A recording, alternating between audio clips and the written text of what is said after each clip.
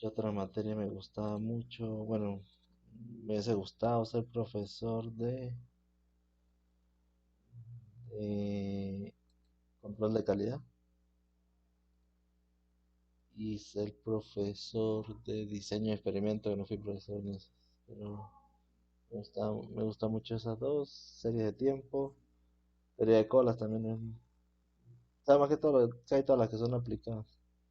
Irónicamente di casi todas las que eran teóricas, pero me gustan más las aplicadas. No le ve por lo menos hacia dónde va esto.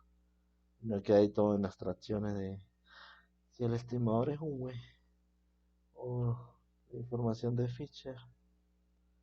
Pero bueno, quizás más adelante puedo, me proponen, le colaboro con otra más adelante.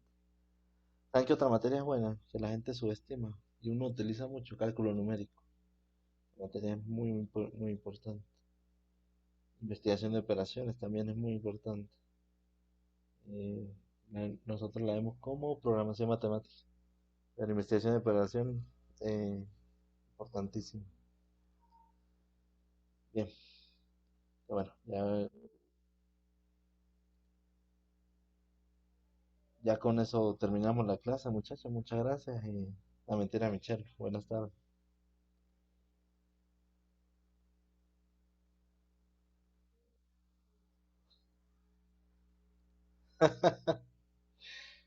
Bueno, ya puse ahora.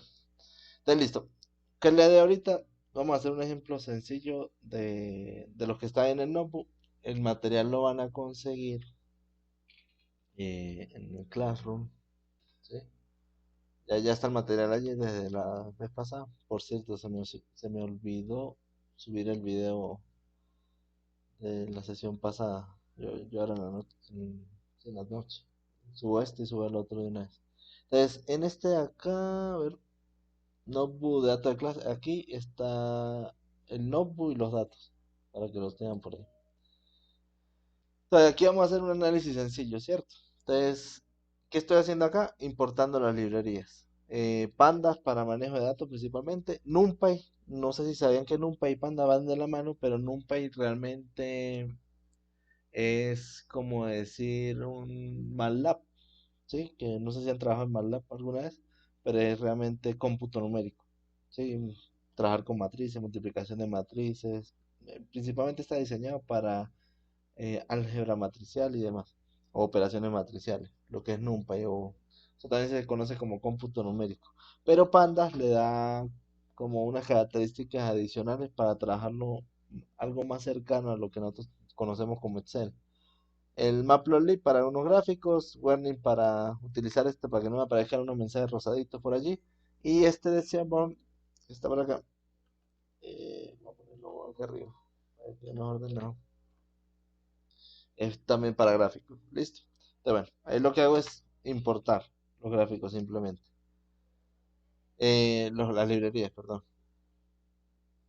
Ahí yo creo que no tenía conectado, ¿no? Listo, ya conecté.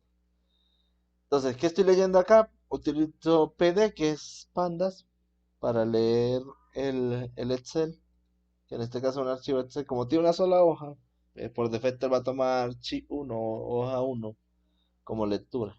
Bien, y aquí lo que hago es leer. No le coloco la ruta completa porque están, estos dos, resulta que están en el mismo espacio.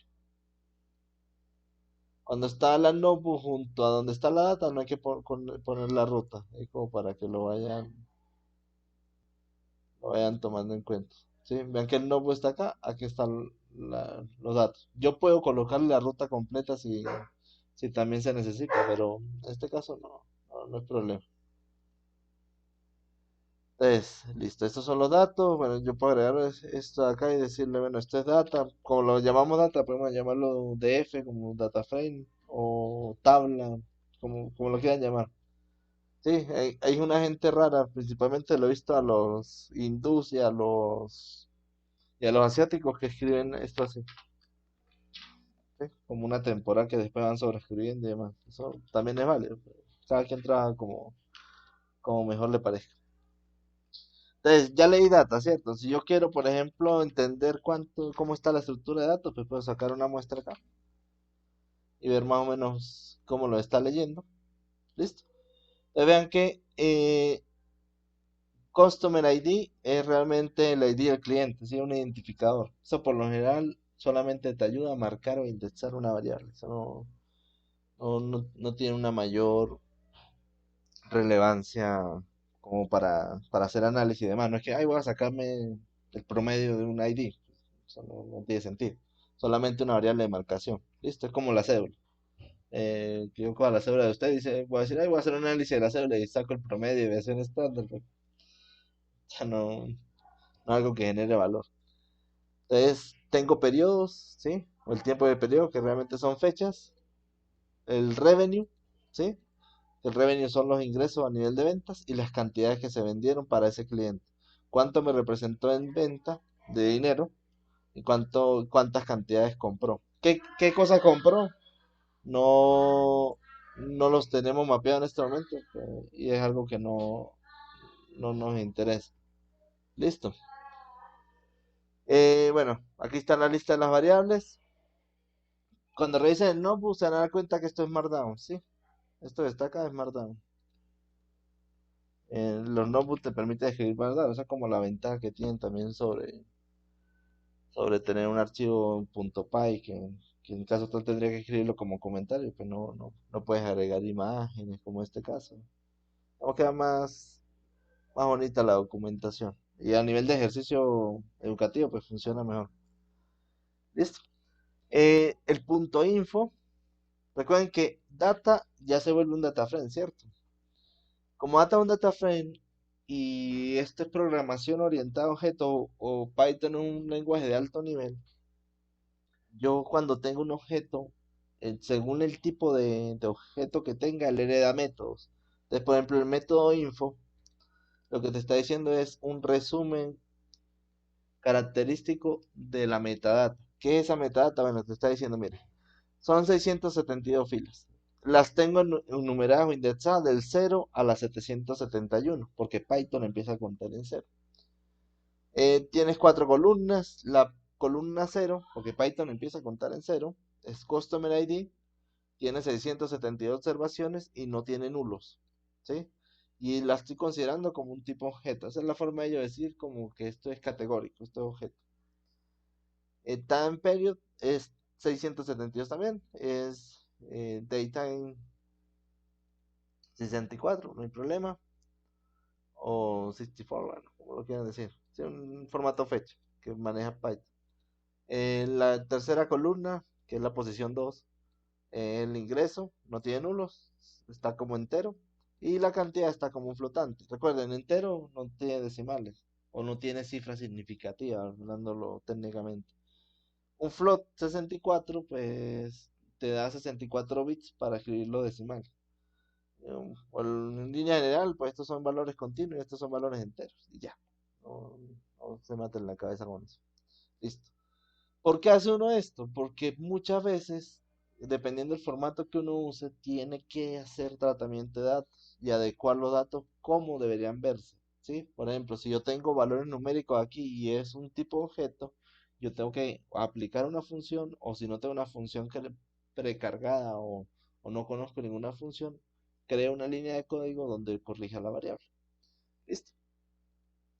El head simplemente te permite ver el número que tú le coloques, en este caso 7 de las primeras columnas. Si quieren ver las últimas, por cierto, sería tail.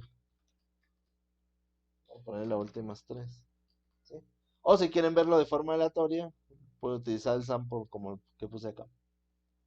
Listo. Punto columns te permite ver cuáles son los nombres de las columnas. ¿Listo? No, no es algo, digamos, que se diferencie marcadamente de R. R creo que uno utiliza column names o cnames, creo que se llama la función. Que en el data frame te da la lista de los nombres de columnas. Sí, es lo mismo. Bien. Entonces, aquí estoy diciendo cuántos periodos únicos tengo, ¿no? Vean que este que está acá, ya como para que vean el proceso, vamos a construirlo de cero, vean el proceso. Yo digo data solo, es esto, ¿cierto? Pero si yo a data además le selecciono este señor, ¿sí? Ya no es un data frame, sino que esto sería una serie solita nada más. Ya no hay la diferencia. Si yo lo pongo así, esto es una serie, ¿sí? Si yo utilizo doble corchete, ahí para que vayan viendo las diferencias, miren cómo imprime ahora, esto es un data frame. ¿Listo? Hay una diferencia importante, pues en el curso de los data frames la van a ver. Pero en este caso necesito que herede como una serie. Las series como tal, a nivel de objeto, pues también tienen su método. Por ejemplo, si yo pongo punto y coloco doble tap, algún día debería listarte los métodos. Ahí está. ¿Listo? Estos son los métodos asociados a una serie. Son todos estos. Cada uno hace algo diferente. ¿Listo? En este caso vamos a utilizar NUnit.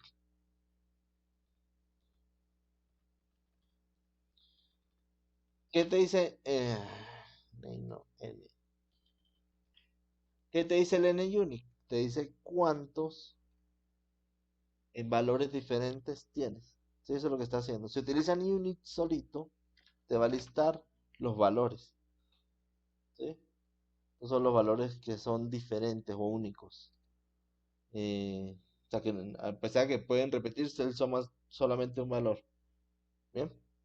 Este es NUnit. Entonces, tiene 24 periodos, tenemos 28 clientes. Listo. Si eso lo graficamos, además, este me permite dar, digamos, la forma del gráfico. Esto es un auxiliar iterable. Esto es un auxiliar que está vacío, ¿sí? Como una lista vacía. Bien. Y este está inicializado en cero. ¿Y qué es lo que vamos a hacer? Vamos a decir, mira, para una variable que estamos declarando que se llama grupo y otra que se llama valor dentro del data group by customer ID. Entonces ya le voy a decir qué es lo que está haciendo eso. Por ejemplo, este no me lo va a dejar mostrar.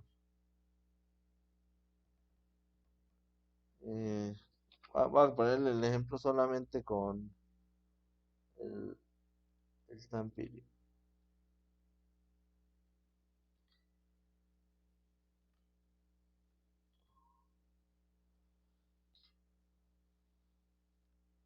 Ustedes ya pasaron todo esto por el curso, ¿verdad? Los cursos. ¿Qué es el Group By? ¿Qué es?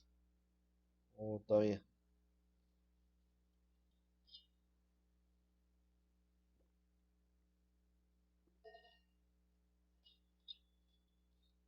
¿No? No, sí.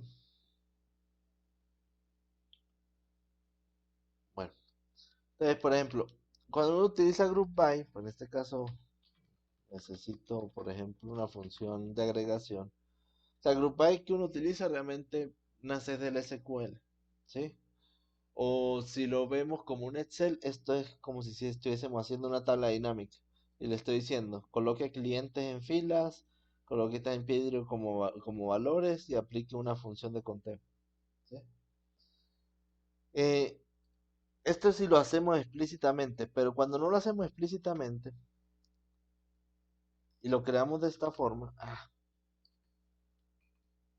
este de acá, por ejemplo, si yo le digo, aquí está, ¿sí? Y yo veo a ver qué tipo de data frame es este. Esto no es un data frame cualquiera. Le está diciendo, mira, esto es un data frame que en cierta forma es un data frame agrupado por una columna. ¿Qué significa esto? Que esto es como cuando uno hace una tabla Excel y tiene solamente la tablita Excel vacía, ¿sí? O marcada y mapeada las variables. ¿Sí? Una tabla dinámica, perdón. Eso es lo que está haciendo. Entonces, ¿qué va a hacer acá? Con este in y este group by, yo puedo decirle, mire, coge grupo que va a ser siempre este y coge valores que es el que yo le voy a indicar cuáles deberían ser esos valores. Bien, eh, vamos a ver si lo imprime para que lo vea. No, no, deja imprimir.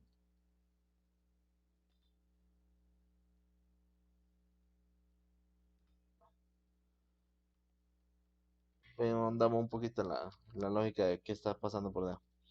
Entonces, ¿qué ocurre acá? Que, que a diferencia de muchos lenguajes que yo tengo que decirle que de dónde va la variable, que solamente puede el for ir de 0, 1, números enteros, en Python eso no ocurre. Yo en Python puedo decirle directamente cuáles deberían ser las listas de variables, los conjuntos de variables, los data frames, ¿sí? No se limita solamente a números. Entonces, ¿qué le estoy diciendo aquí? Mira, para un grupo y un valor, tú lo que vas a hacer es aplicar una función del tiempo de periodo y el revenue, ¿sí? ¿Quién va a ser el grupo o quién va a iterar en el grupo? Van a ver que el grupo, tal como lo estábamos hablando, son el Customer ID, ¿sí? Los diferentes valores. Entonces va a tener ¿cuántos grupos? 28 grupos. Y va a graficar respecto a estas dos variables. Bueno, aquí que le agreguen la leyenda, cómo se llama el grupo o cuál es el ID. No sé si ya conocen este operador. Esto es lo mismo que escribieran i igual a i más uno. Sí, es lo mismo. O, y un condicional que si cuando dice a mayor que 10 pare, simplemente. ¿Sí? ¿Por qué? Porque vamos a graficar solamente 10 clientes. ¿Cuántos tengo acá? Uno, 2, 3, 4, 5, 6, 7, 8, 9, 10, 11. ¿Por qué tengo 11? Porque recuerden que ahí empezó en cero y Python empieza con ser en cero. Listo. Entonces, si yo quisiera los 10, realmente debería ser mayor a 9. Pero bueno, no, detalles del código. Entonces, ¿qué estoy graficando acá? Simplemente 10 clientes, que en este caso el triple B, el triple A, el triple 9, el triple 8, el triple 7, el triple 6, el triple 5, el triple 4, ¿sí? 10 clientes que tienen cierto código y lo estoy viendo a nivel de ingresos. Entonces pregunto, ¿qué gráfico es ese?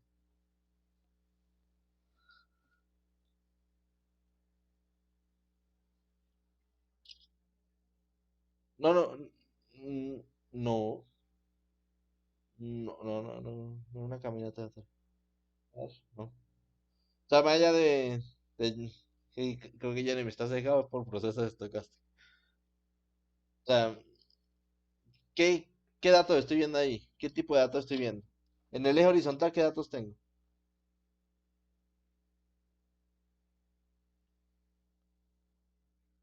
Fechas, ¿cierto? Entonces esto es tiempo. Y en el eje vertical estoy viendo los ingresos. Cuando ustedes vean un gráfico de líneas donde esto es fecha o estos son tiempos y aquí hay otra variable, aquí hay otra variable, esto es un gráfico de series de tiempo. Listo. Que no nos enredemos ahorita que si es una caminata aleatoria, si es un proceso estocástico, si es un proceso estocástico parcial y demás, porque serie de tiempo solamente por sí solita resume muchas cosas. Entonces, cuando uno utiliza serie de tiempo, o para poder graficar una serie de tiempo, siempre un gráfico de línea. ¿Listo? Entonces, aquí estoy viendo el comportamiento, digamos, más allá de ponerle un nombre de proceso y demás, es entender qué me muestra el gráfico. ¿Qué me está mostrando acá? Está mostrando el comportamiento de estos clientes o cada uno de estos clientes entre el 2018 o enero del 2018 hasta diciembre del 2019, que empieza, pues aquí empieza el 2020, no importa. ¿Listo? Entonces, ¿qué podemos ver? Hay algunos que empiezan comprando mucho, ¿sí? Por ejemplo, el triple 9, después cae, después sube, ¿sí? Digamos, pues es volátil. Hay otros que pareciera que tuviese estacionalidad, ¿cierto? Ciertos picos, este azul, el 111. Y hay otros que quizás no compran mucho. Ustedes vean que empieza una diferencia marcada entre quizás gente que compra mucho, pero no son muy estables, sino que compra mucho, cae, vuelve a comprar, cae, ¿sí? Otros que son muy estacionales, casi nunca compra nada, compra mucho, no compra nada, compra mucho otra vez, tiene un piquito otra vez, se recupera, ¿sí? Entonces, ese tipo de clientes o productos o servicios, dependiendo qué estén analizando, hay que segmentarlos, entender por grupos qué podemos hacer. Me explico mejor, sí, o por un ejemplo.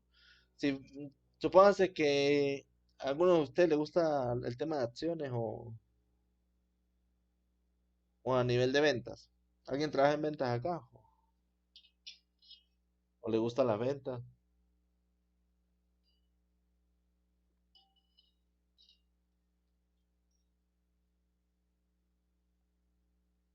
Un chat que nunca habla.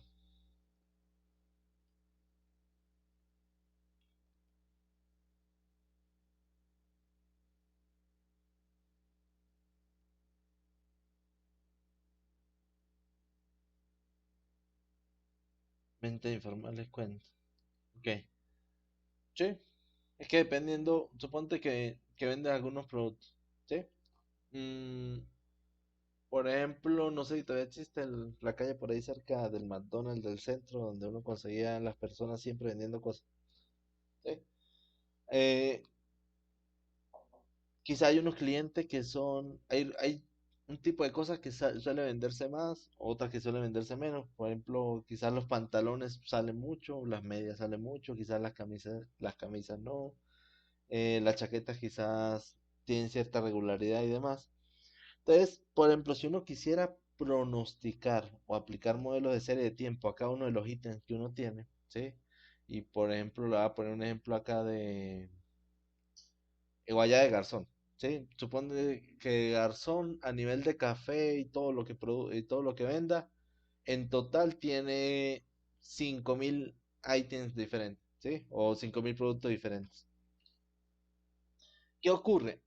Que si nos vamos por una forma normalita de hacer serie de tiempo, para los que ya vieron serie de tiempo o los que les gusta la serie de tiempo, uno pues tiene que hacer un proceso de análisis de serie a serie y todo lo demás. Ah, bueno, voy a coger una serie, voy a aplicar, hacer limpieza de datos, aplicar suavizamiento, voy a aplicar un whole winter para ver cómo si ya el pueden los ajusta bien, ¿no? Voy a aplicar un ARIMA, o un SARIMA y me voy por metodología von Jenkins o modelo de volatilidad estocástica. Sí, qué sé yo, cualquier cantidad de modelos.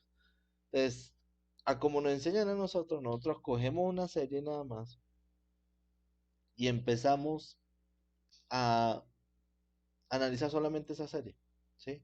Y no pensamos en las demás. Entonces, por ejemplo, si tengo 5.000 productos y cojo solamente un, un solo producto, el modelo que hice solamente sirve para ese producto. Los 4.999 restantes se quedaron sin modelo. ¿Listo? Entonces, ¿para qué me sirve la segmentación? Si yo logro crear grupos homogéneos de los productos que son o que tienen mejor comportamiento, una clusterización de productos, incluso pudiese darme cuenta que hay productos que no necesitan un modelo. Simplemente, nunca se venden, ¿sabes? Pronóstico cero. Entonces ya me quité de un lado una carga de, de trabajo que tenía que hacer.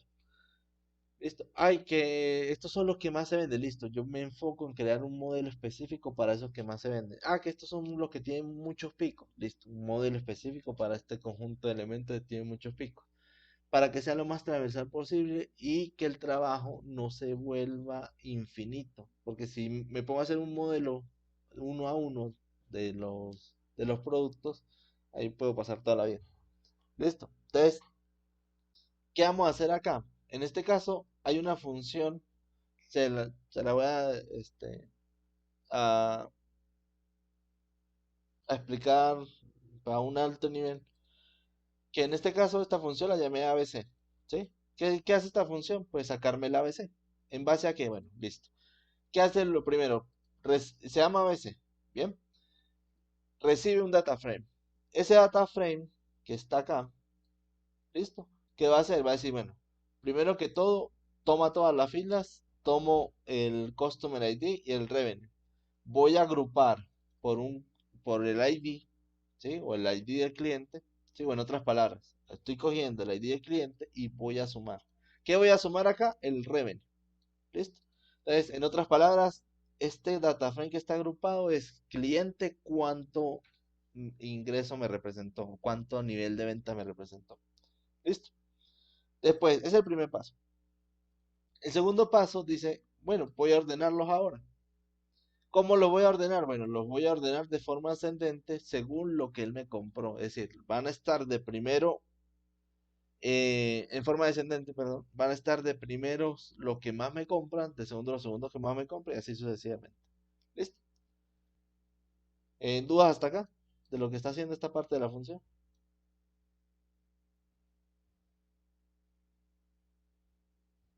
Listo. Ojo, no es la única forma de hacerlo. Aquí, pues, hay que decirlo, son mariqueras mías hacerlo así. Y ya. Pero no es la única forma, quizás existe una mejor. Y lo pueden hacer tranquilamente, no hay problema. Bien. El segundo paso es ordenarlo. De hecho, acá mismo podía colocar esta función. Pero bueno, como para que sea más digerible, lo separé. Después hay un ranking de importancia. ¿Qué hace ese ranking de importancia? Mira, le va a decir, según el orden que ya tengo, por eso es importante que ya estuviese ordenada, decirle cuál debería ser el ranking. Entonces, te va a decir cuál son los más importantes hasta el menos importante, según lo que tengamos allí mapeado. Y hay una función que se llama rank. ¿Listo? Después, ¿qué va a hacer? Va a hacer que ese ranking de importancia categorice haga las categorías A, B y C. Y aquí sí está hecho a mano. Está un 20% para que sea A, 30% para que sea B y un 50% para que sea C. ¿Sí? ¿Por qué está así? Por arbitrariedad. Simplemente decidí que fuese así. Se puede cambiar. Si ya no quiero que sea 20, sino que sea 15, entonces 0.15 aquí. Este sería 0.15. ¿Listo? Pero tendría que adecuar los porcentajes para que me... Bien. Entonces, ¿qué va a decir? Que el 20% de los clientes más importantes son A. El otro 30% van a ser B. ¿Sí? Ojo, no al final puede ser que dependiendo del número de datos, te dé 19.7 o 31 punto algo. ¿Sí? No hay problema. No es que tiene que darle exacto el 20, 30, 50. Y el resto va a ser C. Y al final lo que hace es coger este de acá, el agrupado, y retorna ese data frame. Eso es lo que hace esta función. Bien. Eh, Ojo, aquí lo construí a mano o se hizo a mano pues para mostrarles cómo hacer una función y cómo hacer el proceso a mano. Hay un paquete en Python que se lo estoy debiendo porque se me olvidó buscarlo. Eh, por ahí tenía un notebook, pero se me olvidó buscarlo, la verdad, para mostrarles cuál es eh, cómo lo usarían con un paquete de forma directa, sin necesidad de escribir las funciones tan paso a paso. ¿Listo? Entonces, acá ya definimos la función.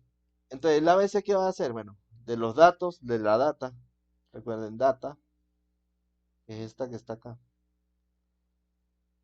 data, lo voy a pasar por esa función ABC, ¿sí? Que estamos definiendo acá y construyendo acá. Y como yo sé que me retorna un data frame, lo guardo en otro data frame. Y me queda algo así. ¿Listo? Entonces, ya sé que algunos son A, se supone que los últimos, vamos a ponerlo por acá. Se supone que los últimos tail,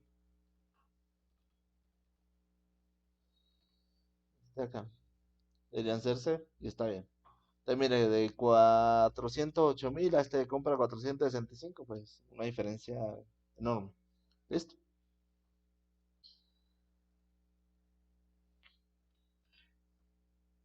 Y aquí ya tendríamos nuestros grupos, como nos están quedando.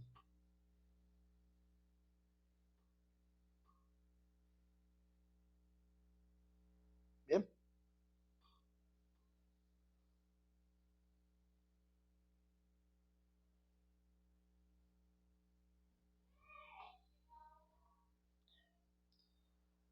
Entonces, vean que A son los que me mueven esta mayor cantidad de ingresos. B son los que me mueven esta cantidad de ingresos. Y C son los que me mueven esta cantidad de ingresos. ¿Sí? Entonces, entendamos el principio de Pareto. Dijimos que A son 20% de los clientes, ¿cierto? Entonces, mire todo lo que me mueven estos clientes. Vamos a verlo acá por grupo. A realmente me está moviendo el 76,8,9% de las ventas. B me está moviendo el 17% y C el 5, cerca del 6%. ¿Listo? ¿Cuál es lo contraintuitivo aquí? Que en C hay, está la mitad de los clientes. Eso quiere decir que hay 14 clientes por lo menos. En B está el 30% de los clientes, que quiere decir que hay más o menos 9. Y en A hay solamente 5 clientes aproximadamente. ¿Bien?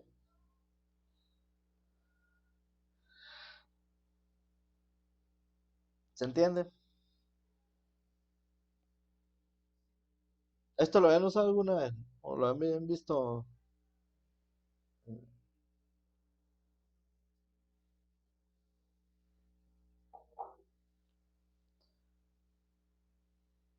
No hay más. ¿No habían visto? Douglas, Daniel, María de los Ángeles Caídos.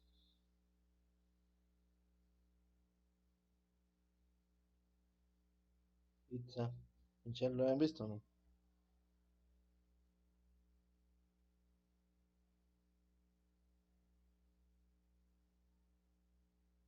Listo. Entonces, vean que, ojo, aquí yo no estoy haciendo ni Machine Learning, ni Statistical Learning, ni Deep Learning, nada. Algo que tiene que también ir empezando a mentalizarse, porque uno a veces sale y quiere aplicarle, son los mejores modelos a todo. Es que no todo se resuelve con cosas complicadas. Uno empieza con algo sencillo y después poco a poco va escalando. ¿Listo? Como él regresión lo vamos a ver, este, vamos a ver eso de forma más clara. Bien. Ahora, el X, Y, Z, porque vean que esta es la ABC, nos falta el X, Y, Z. En este caso, vamos a escoger la desviación estándar. ¿Listo? Vamos a escoger la desviación estándar para hacer este ejercicio. ¿Por qué la desviación estándar? Porque para el X, Y, Z yo necesito una medida que me permita entender la volatilidad o la dispersión. Ya regáleme un minuto, abro mi otra computadora aquí por si me llegan a escribir. Me pasé unos minuticos y no me acuerdo si tenía reunión.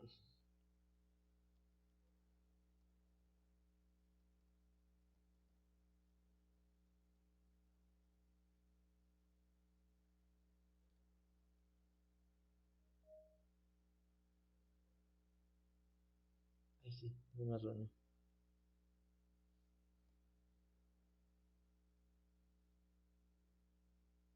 Ya,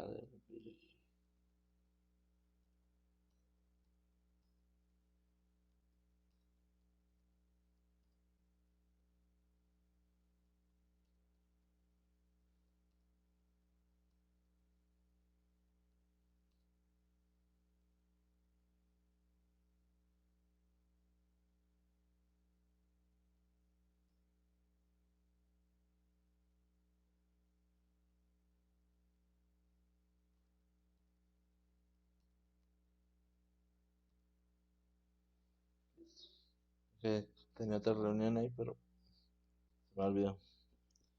Eh, bien, entonces le decía que ahora en este caso vamos a utilizar una variable de que mida volatilidad o variabilidad o dispersión, ¿sí? Que vaya muy orientada a eso.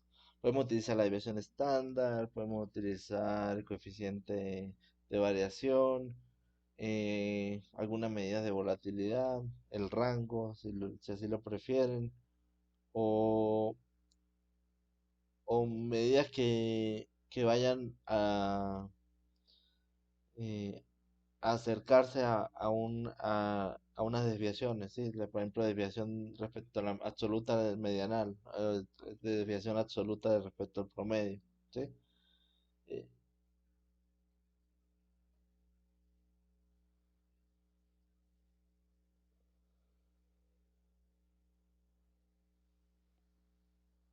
a crecer. Sí,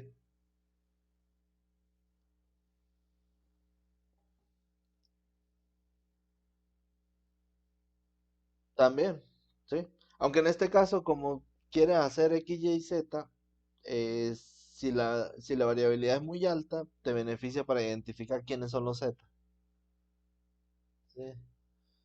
Si ahora quieres comparar respecto y ser lo más homogéneo posible respecto a todos los clientes y quieres comparar entre clientes cuáles son los más homogéneos y demás, como cada uno está en diferente nivel, por ejemplo, supónganse que yo comparo un chavista normalito que uno ve allá en marcha y demás con un sueldo mínimo, ¿cierto? Versus uno que está enchufadísimo, que compra Ferrari y demás, los ingresos no son lo mismo, ¿cierto? Entonces la variabilidad por sí sola no me dice qué tan gran o qué tan diferentes son, ¿sí? Por poner un ejemplo. Eh, entonces, eh, en este caso está la desviación estándar. ¿Listo? ¿Qué ocurre acá? Que a diferencia del anterior, pues acá lo que se hace es... ¿Dónde lo calculo? Que no lo veo.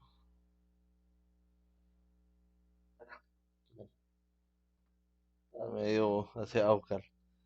En vez de buscar la suma o agregación de todos, lo que busco es la desviación estándar. Y aplico una función, ¿sí? Y esta llama aquí JZ.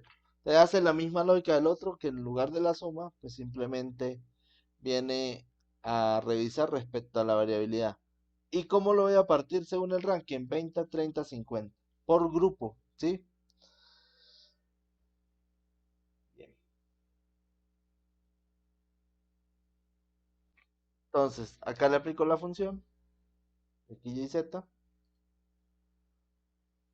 De hecho, acá ahorita estaba pensando, y ese ranking debería ser por Customer ID, y si ya tengo el grupo, debería tener, bueno, después lo reviso, pero debería ser dentro de cada grupo, no un ranking genérico. Un errorcito este acá. Bueno, después lo reviso. Si lo llego a ajustar y demás, es que tendría que agregar dentro del group by también la categoría, ¿sí? El ABC. Porque me interesa ver qué tan volátiles son dentro de esa categoría, no comparado entre todos los clientes. Bien, listo. Entonces, ya acá tengo quiénes son X, quiénes son Y, quiénes son Z a nivel de variabilidad.